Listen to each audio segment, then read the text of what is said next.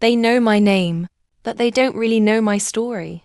My name is Mary, Mary from Magdala, and before you heard about me, I was the woman people avoided.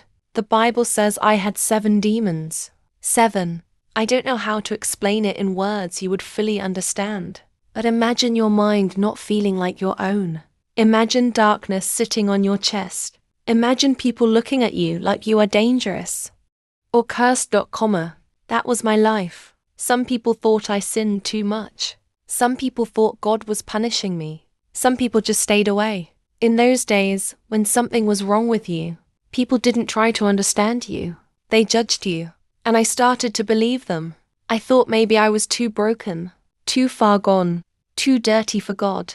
Then, I met him, Jesus. He did not look at me with fear. He did not step back. He did not whisper about me. He looked at me like he saw me. Not the demons, not the rumors. Me. And with just his authority, he set me free. Just like that. 7 demons. Gone. Silence where there used to be chaos. Peace where there used to be torment. You may hear that part quickly when people tell my story. But for me, that was everything. That was the day I got my life back. So yes, I followed him. Of course I did. When someone pulls you out of darkness, you don't just go back to normal life. You walk with them. I listened to him teach. I watched him heal others. I saw blind eyes open. I saw the lame walk. And every time he healed someone, I remembered, he healed me too. Some say I was just a woman in the background. But I was there. When he was rejected. When leaders mocked him. When crowds changed their minds about him. And when they nailed him to the cross. Many ran away. I understand fear. I do.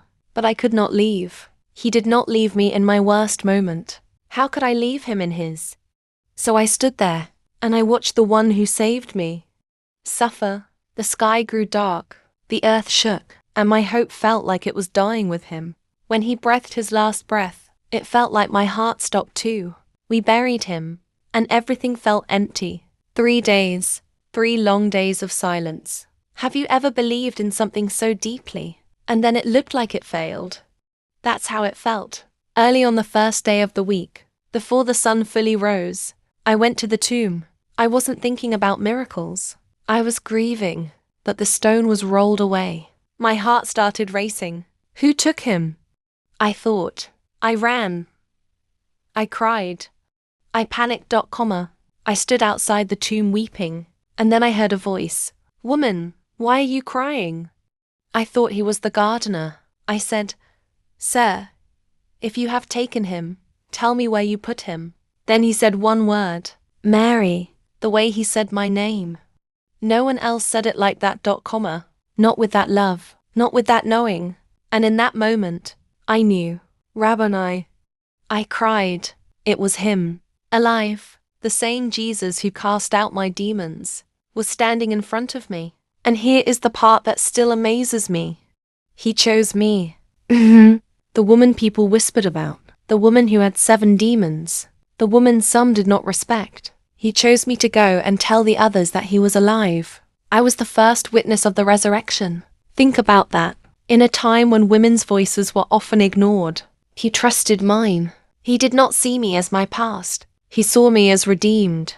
So when people reduce my story to rumors, I smile, because I know who I was, and I know who he made me. I was not perfect. I was not powerful. I was not important in the eyes of society, but I was loved. And that changed everything. If you are watching this and you feel broken, if people only see your mistakes, if you feel like your past is louder than your future, I understand. I lived there, but the same Jesus who called my name still calls names today.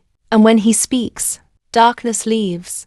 My name is Mary of Magdala, not the woman of shame, not the woman of rumors. I am the woman he set free, and I am the woman who saw him rise.